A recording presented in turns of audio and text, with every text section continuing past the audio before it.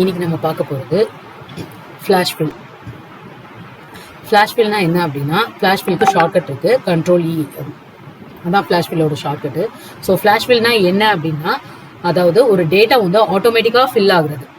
நம்ம என்ன பேட்டர்ன் கொடுக்குறோமோ அந்த பேட்டர்ன்லேயே அது திருப்பி வந்து ரிப்பீட் ஆகும். பேலன்ஸ் இருக்க செல்ஸ் எல்லாமே, இப்போ நான் வந்து ஃபர்ஸ்ட் செல்லில் என்ன பேட்டர்னில் நான் ஃபில் பண்ணணும், அதே பேட்டர்னில் அடுத்து இருக்கிற எல்லா செல்ஸ்லையுமே உங்களோட டேட்டா எந்த அளவுக்கு தேவையோ அந்த அளவுக்கு வந்து அது ஆட்டோமேட்டிக்கலி ஃபில் ஆகும். ஸோ அதுதான் ஃப்ளாஷ் ஃபில்னு சொல்லுவோம். இந்த ஃப்ளாஷ் ஃபில் வந்து எக்ஸல் 2013 அப்புறம் தான் வந்து 13 அப்புறம் தான் வந்து ஆக்டிவேட்லேயே இருந்தது, அவைலபிளாகவே இருந்தது.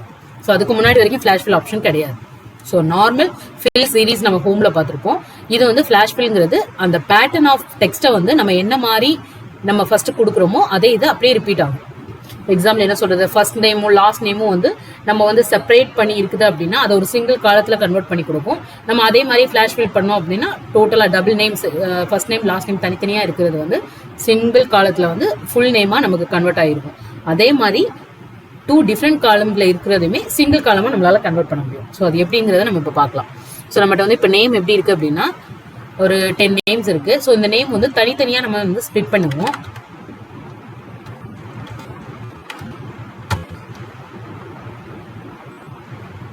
இப்போ அதுக்கப்புறம் உமேஷ்,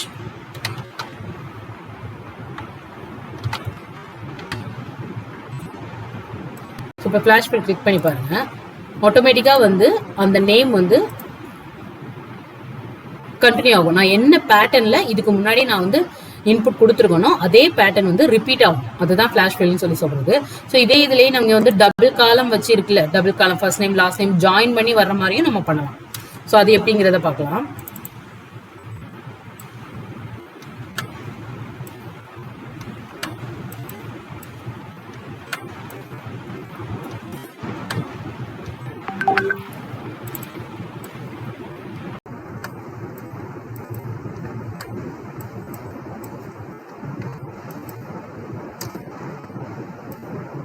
இப்போ கண்ட்ரோல் இ கொடுத்து பாருங்க, டைரக்டாக நம்ம ஃப்ளாஷ் ஃபில் கொடுக்கலாம், இல்லை கண்ட்ரோல் இ கொடுக்கலாம். அதுதான் ஃப்ளாஷ் ஃபில். ஃப்ளாஷ் ஃபில்லோட கான்செப்ட் என்ன அப்படின்னா, நான் என்ன பேட்டர்ன் கொடுக்கணுமோ அந்த பேட்டர்ன்லேயே அது ரிப்பீட் ஆகும். ஸோ அதுதான் ஃப்ளாஷ் ஃபில்னு சொல்றது.